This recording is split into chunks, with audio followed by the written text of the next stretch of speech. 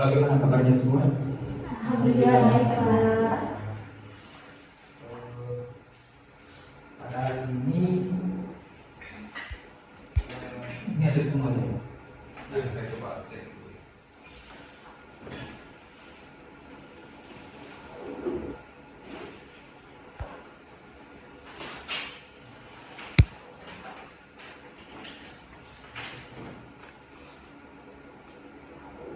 Ada sekawan.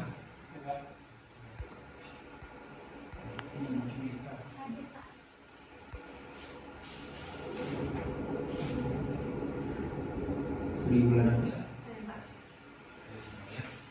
Oke, kemudian berkelompok. Oke, ada semua. Sebelum kita mulai, mari kita berdoa sesuai keyakinan masing-masing. Berdoa, oke.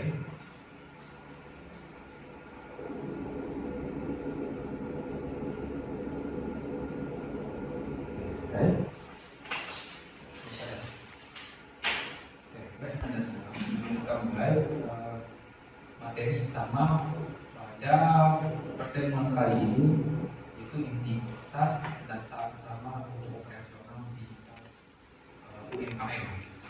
Kemarin itu Anda sudah kasih tugas ya, tugasnya bagi UMKM untuk mendata apa saja data-data yang tersimpan pada UMKM itu. Nah, untuk tujuan pembelajaran kali ini, yang pertama mengidentifikasi entitas data utama UMKM, yang kedua menentukan atribut dan tipe data, yang ketiga menjelaskan relasi antar entitas dan indikator pencapaiannya, menentukan entitas utama, mengidentifikasi atribut setiap entitas, dan menjelaskan hubungan antar entitas. Bentar, saya buka PowerPoint. Blueprint bisnis digital entitas data utama mengubah catatan manual menjadi basis data terstruktur untuk operasional UMKM. Nah, di kasusnya kita ambil aja warung kopi Kerana Minang ya. Itu yang di Lembah Kerja, itu studi kasusnya itu yang saya ambil. Kenapa itu yang saya ambil? Karena di berbagai tempat itu sudah banyak warung kopi sekarang ya. Kemudian nextnya, peta adalah pembelajaran basis data. Yang pertama menentukan entitas utama, mengidentifikasi fondasi data pelanggan produk. Nah, ini akan menjadi tabelnya, data pelanggan produk dan pasti. Kemudian mengidentifikasi atribut, menyematkan detail dan tipe data pada setiap entitas, dan ketiga memetakan relasi dan kardinalitas menghubungkan entitas menjadi satu ekosistem yang utuh. Kemudian protagonis kita warung kopi Kerana Minang.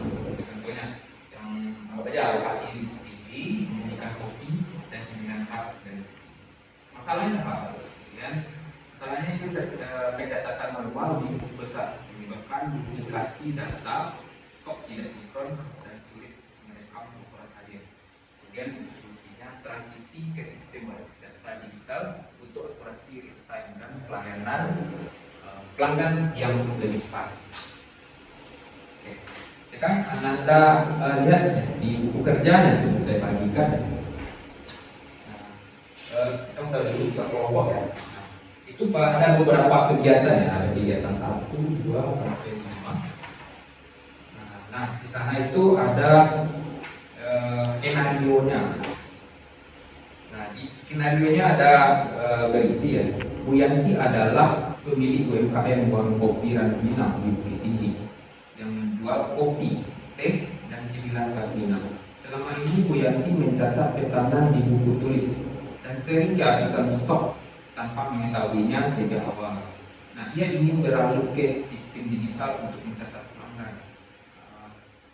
mencatat pelanggan, menu atau produk, dan transaksi akhir. Nah, tugasnya adalah membantu Bu Yanti merancang struktur data yang tepat untuk sistem digital tersebut. Nah, bagaimana materi sebelumnya kita sudah mengenal tentang tabel-tabel data, database sudah kita sinkronkan pula ke sampai P ya.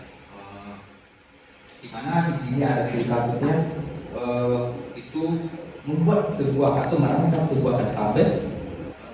Berapa buah database? Apa tabel? Ini yang di apa? Yang di skenario itu berapa buah? Kita deteksi. Nah, ia ingin beralih ke sistem digital untuk mencatat pelanggan, produk, dan transaksi hasil. Berarti ada 3 tabel. Coba Anda perhatikan, kita buat 3 tabel di sini.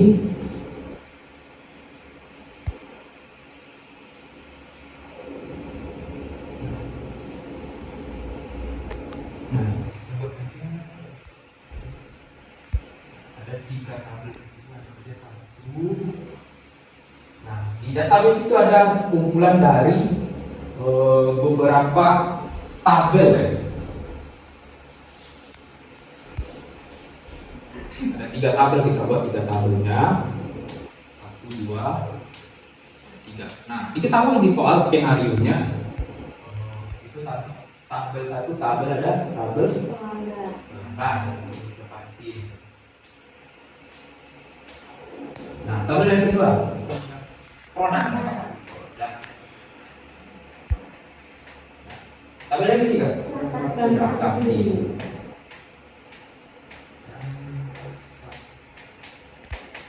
Di antara tabel ini ada entity-nya. Apa itu entity? Itu data-data dari dunia. Nah, ada kolom-kolomnya ya. Kolom 1, 2. Ini sesuai kebutuhan di mana kita dapat. Ini sesuai kebutuhan dari warning. Misalnya yang pertama data pelanggan ID, pasti ID pelanggan.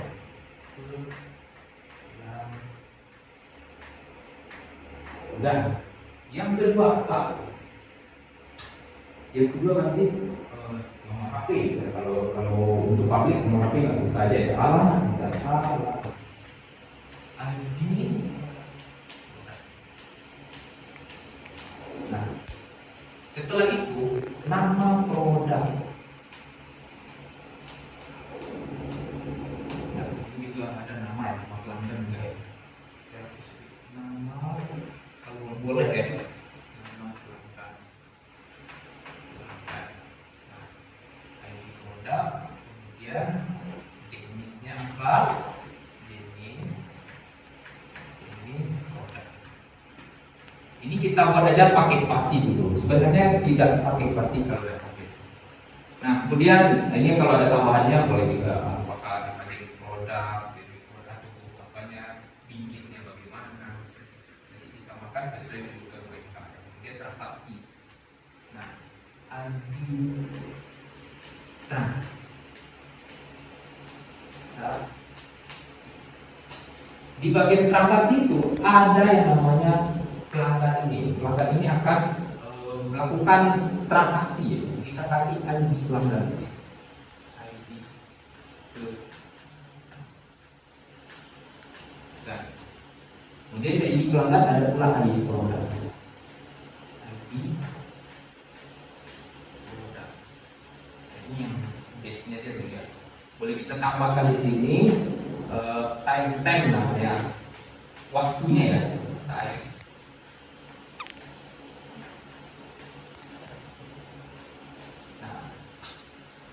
Nah, di antara tabel ini tabel 1, tabel 2, dan 3 itu ada hubungannya masing-masing yang namanya relasi ya.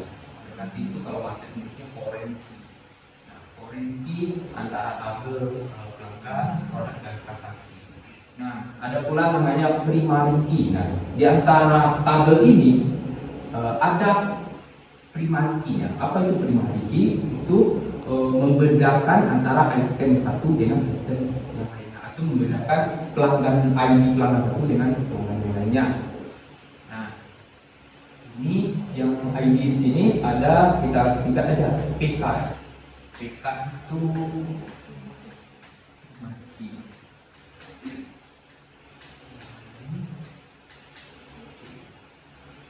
Kemudian ada FK. FK.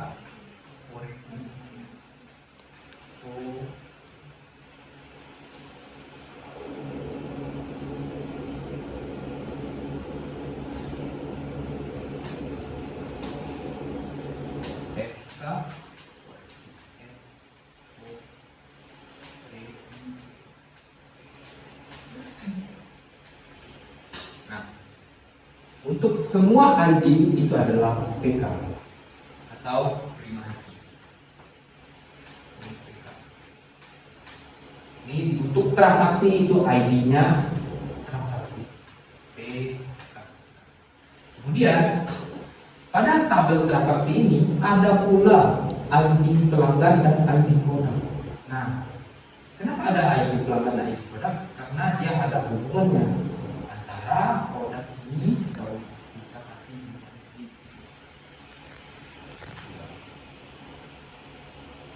Nah, hubungannya ini disebut dengan OLTF. Di pelanggan dan produknya ada dua tempat.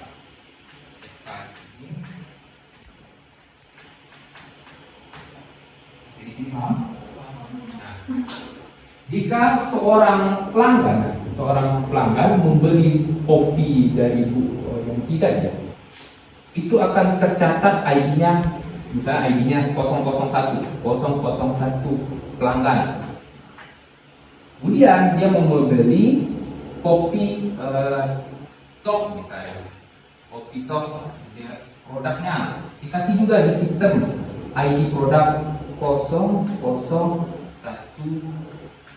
PD, kalau aja produk itu apa ya, nama ID-nya. Kemudian untuk transaksi itu otomatis, ini juga otomatis nanti. Untuk transaksi ada otomatis nantinya 001 TR. Nah, dan ini akan tercatat pada tabel transaksi. Dan ini otomatis karena berhubungan dengan antar relasi. Oke, tapi di sini Pak, lanjutkan pada database ini fungsinya juga menarik laporan atau laporan apa yang bisa kita tarik. Laporannya berupa otomatis. Selain anti duplikasi, kemudian laporan juga otomatis dan penyimpanannya juga bagus ya. Baik itu keuangan, stok dan stoknya. Kemudian yang keempat, bagaimana data yang saling terkait itu ada relasi ekspor tadi. Nah, ini salah satu contoh aplikasi penggunaannya. Nah, ini bagian user pelanggannya ya, ada ID pelanggan, namanya, nomor HP, alamat, tanggal daftar. Kemudian entitas produk, ini tadi entitas bagian pelanggan. Entitas produknya begini. Ini salah satu contohnya. Apa yang kita butuhkan pada tabel yang ini. Tabelnya ini kayak ini isinya. Ada nama produk, kategori, harga, stok, dan satuannya. Salah satu contohnya adalah ID produk. ID produk ini itu otomatis nantinya ya. Kemudian kita cuma menyebutkan nama kopinya, nama produknya, kemudian kategorinya apa, setelah itu stoknya berapa, tambah harganya. Persatuan ya. Nah, ini untuk transaksi. Nah, oke, silakan apa aja tabel-tabel transaksi yang dibutuhkan. Menurut Rakesh nih, coba ini kalau boleh tambahin silakan aja. Yang di sini aja berarti ID transaksi gitu ya. Kemudian pasti juga tanggal. Di bagian itu ya kayak gitu. Ada tanggal, total bayar, ID produk dan ID pelanggan. Nah, kalau Rakesh mau nambahkan satu tabel lagi untuk apa? Untuk admin ya, user itu bisa kita buat user. Berarti di bagian transaksi ini ada kasir, ada operasional atau super admin. Bisa kita tambah. Nah, Ya, aplikasi dari database yang kita buat. Nah, contoh ini Scoop ya, Scoop-nya. Nah, di dalam Scoop ini apa aja ya di sana? Entity atau tabel atau kolom apa yang ada di sana? Nah, lihat ini. Ini kan timestamp tadi ya. Kemudian kasir. Kasir ini coba itu pada tabel user. Saya tidak membuat tabel user. Tidak boleh kita buat. Kemudian totalnya gimana? Transaksi. Kemudian kopi susu. Produk. Ini juga produk ya. Ini total ini bagi mana? Itu di transaksi nanti ya. Promo juga transaksi. Nah, total juga di transaksi.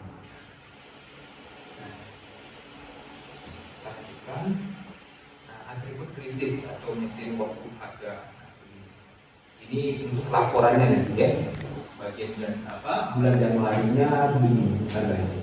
Kemudian tiba-tiba harga naik, kopi lagi naik, bisa kita kasih kenaikan harga dan itu akan tercatat di lapangan.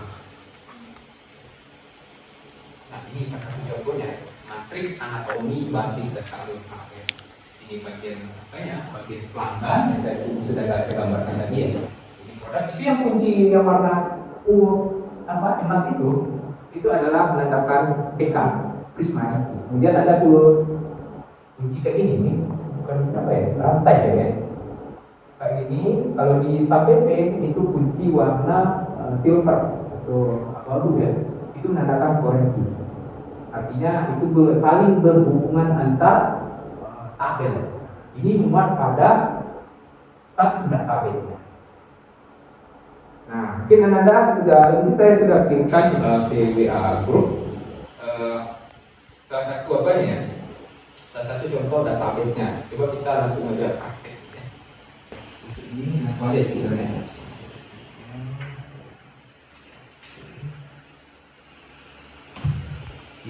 Kirimkan tadi. Di import dulu import ya.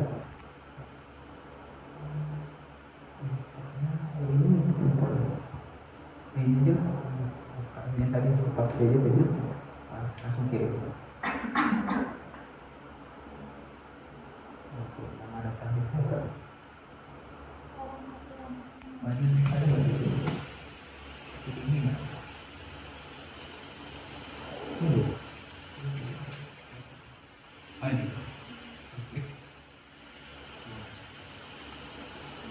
Nah, ini kan udah dibuat ya database-nya, ini digital transaksi, pelanggan, produk dan transaksi. Transaksi, kemudian coba kita lihat desainnya, klik pada bagian lainnya, kemudian bikin desain. Ini hubungan antara tabel ini.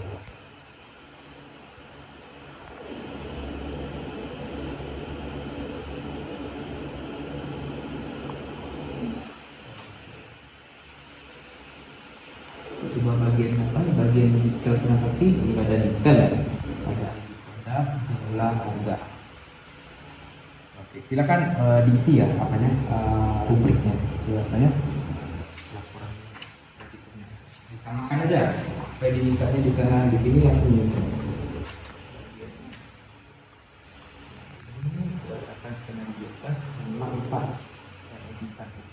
Contoh-contohnya ya, ada contoh dari buat sama si artis tadi. Ada algi transaksi, algi produk, itulah. Kalau kita buka editornya, coba diberi satu, ya, ubah. Kita juga bisa mengubah datanya. Ini ID bintangnya, ID transaksi, ID produk, jumlah. Silakan jadi pilih. Oke, kemudian di bagian apa tadi? Coba dibuka rubrik ini.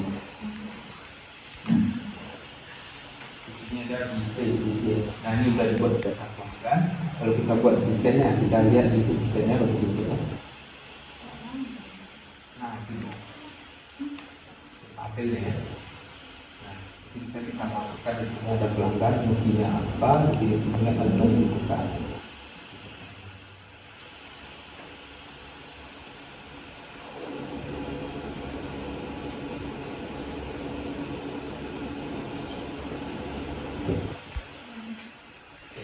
adalah arus dari dinamitas atau relasi satu R di database kita. Kan sudah dibuat tadi database-nya, identitasnya apa, kolomnya apa, sudah ada 4 buah tadi ya.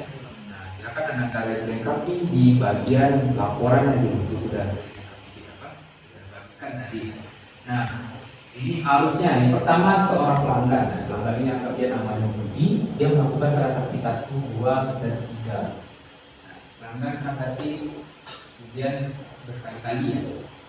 Kemudian di bagian produk, nah, produk itu ada satu menu, bisa dipesan di ratusan stok berbeda dari pelanggan satu. Kemudian ada transaksinya, untuk bagian transaksi ada kopi, singkong, pisang, dan sebagainya.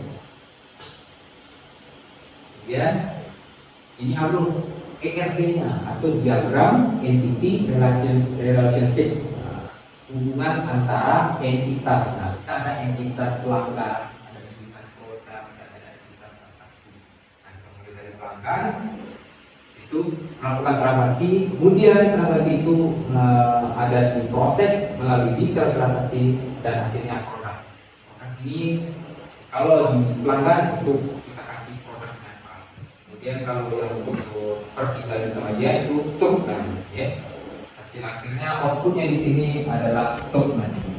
Itu aplikasi. Kalau di pelanggan berarti apa yang kita sadar. Kemudian kasus ini, studi kasus ini berdasarkan studi kasus ini menelusuri jejak data Budi ini. Ini pada bagian laporannya nanti. Nah, Budi Santoso itu memesan pelanggan yang ke 1001. Nah, totalnya adalah 40.000 yang dia beli. Dia produknya apa? Kopi susu dan singkong. Nah, di dalam data itu ada namanya data double. Nah, di sini artinya kan ada Budi di sini, Budi 2, Budi 1, Budi 2, Budi Santoso yang satu yang 2. Dia memesan 2 produk. Tapi kalau di data transaksi itu hanya mencatat 1 pelanggan saja. Jadi data yang Budi membeli 2 produk itu dipesan otomatis. Kemudian ada detail transaksinya. Transaksinya ada 2. Itu berdasarkan produk tadi. Kesimpulan hari ini ya, kesimpulan eksekusi basis data UMKM yang pertama satu entitas sama. Itu ada pelanggan, produk, transaksi, dapat transaksi sebagai unit substansi dan kaya. Nah, yang kedua adalah atribut. Tipe data harus presis ya. Integer, ini kita udah paham integer, desimal, binam, faktal untuk menjaga validitas komputasi sistem. Selanjutnya kunci korelasi, kunci relasi ya, BK dan FK yang sudah kita bahas. Primary key sebagai identitas tunggal, foreign key sebagai jembatan penghubung antar paralel. Integritas bisnis juga mengunci atribut harga saat beli pada detail pesanan. Ini misi ya. Oke, untuk materi selanjutnya itu akan kita bahas tentang kelanjutan dari UMKM. Nah, itu kita akan mengeksplornya ke aplikasi. Nah, jadi kita butuh semacam AI ya. Saya sarankan itu AI-nya wow karena UX-nya bagus. Nah, apa yang Anda lakukan? Kita bukan fokus ke program ini ya. Kita hanya fokus ke database-nya. Nah, nanti di bagian sampai P itu ada ekspor SQL. Nah, copy aja SQL itu dikasih ke cloud, buatkan saya aplikasi dengan database ini. Nanti menggunakan program bahasa PHP aja biar mudah. Nanti dilakukannya, dibuatkan aplikasi yang kita minta. Mudahnya zaman sekarang sudah ada AI. Nah, jadi kita butuh mendesain database. Nah, seperti ini ada betul ya.